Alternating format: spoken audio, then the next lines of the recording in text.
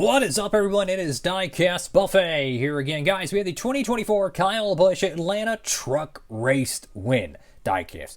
This was a really interesting diecast to be made because it's Kyle Busch driving a Chevy for Spire Motorsports at Atlanta Super Speedway. Something I never thought I would ever see, and it happened, and we got a 164 made for the race to win. Let's go ahead and check it out.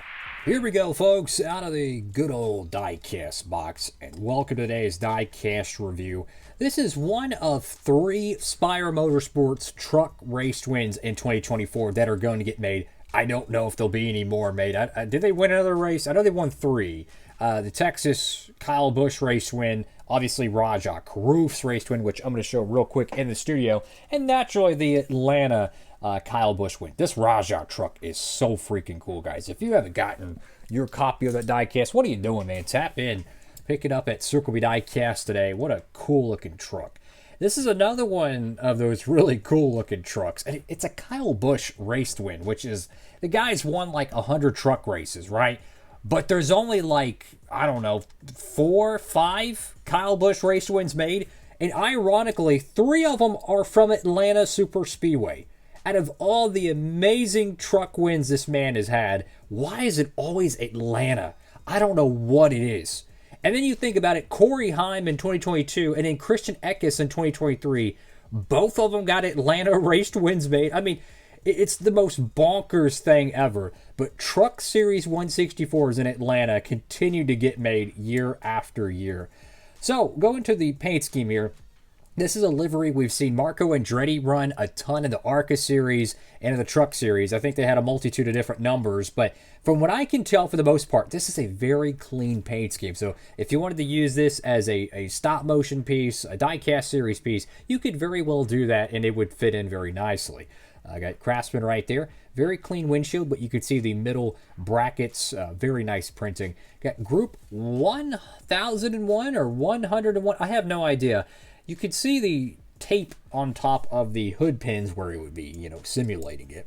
Go to the front of the diecast, you could get a very nice look at the matte style finish, a semi-gloss finish, which I think the Truck Series teams do this intentionally for downforce. The theory I had is like, the more friction you have on the clear coat of a vehicle or the finishing coat of a vehicle, the more downforce it is because the wind doesn't glide across it as smooth, which I think is why almost all the trucks that are ran, they all have a semi-gloss or matte finish. I think it actually gives them more downforce in the corners.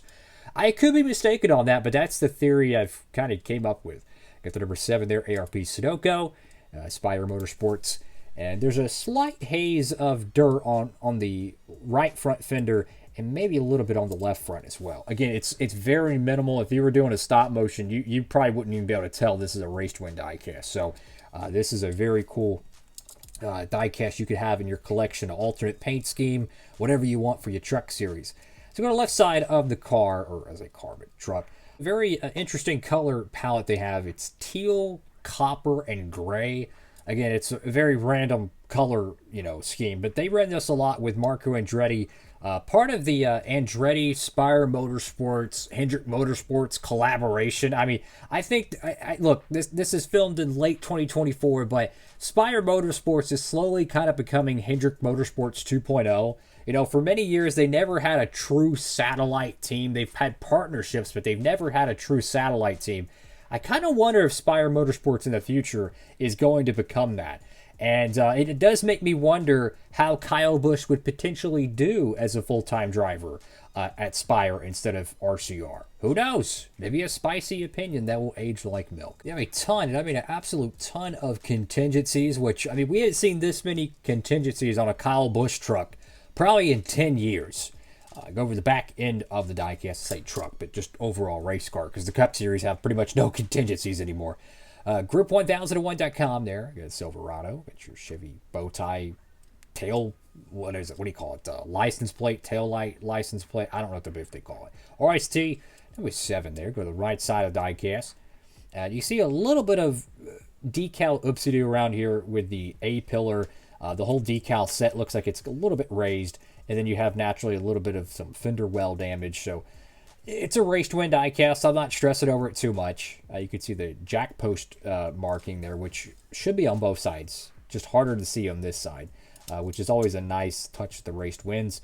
Go to the top of the diecast, got the number 7. It's a very interesting color choice for all, the whole paint scheme, but at least it's unique. It's kind of like Christian Eckes's 2023 paint scheme that won Richmond. Done a diecast review on that. It's brown, like teal or turquoise and white. It's such a random combination of colors, but it actually works on the paint scheme. Go to the bed cover of the truck, Chevrolet Group 1001 right there, and you got respect. And respect, once again, mission past respect. Shout out to GTA San Andreas, the greatest video game ever. At least in my opinion. And then you have Busch right there on the back glass. Is that what they would call it? I don't know. Anyways, what a cool looking truck diecast. This is available in Wave 2 of the Winter Circle line, as well as the Raja Karoof. But it's so weird seeing Spire Motorsports have a truck team and then getting 164s made, because it's crazy how fast the truck series changes. I mean, I still remember when teams like Red Horse Racing was around, right? I remember, oh my goodness, BKR. I mean, KBM, they're gone. It's just crazy how fast the truck series just rotates. It's just constantly changing. There is very little of, I would say, continuity with the teams. They always change. It's fascinating to watch. But anyways, very cool looking diecast. It's a very clean paint scheme. So if you're a fan of confetti, dirt and grime, this is probably not going to be your favorite diecast in the world. They are making his Texas Race Win diecast, which is the Realtree neon green looking car or truck. It's amazing. Can't wait to do a diecast review on that. Awesome to see another Kyle Busch truck get made. But I think we have to give a shout out to Spire Motorsports and why they're getting a ton of 164s made, and I'm so happy for it. They're getting truck diecast made. They're getting cup diecast made. There was a time and place where they weren't getting any diecast made. I think the first ever one they had was their 2020 All-Star paint scheme with Justin Haley. I could be mistaken.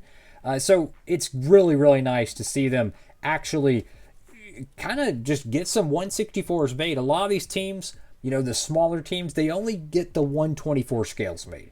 They don't do any 164s, or they only do promo only 164s. Good luck finding those. So I have to kind of give a tip of the cap to the Spire Motorsports camp getting a lot of their 164s made, which is always cool. That's all for now, guys. Thank you all so much for watching the video. Have a blessed one. Diecast Buffet, signing off.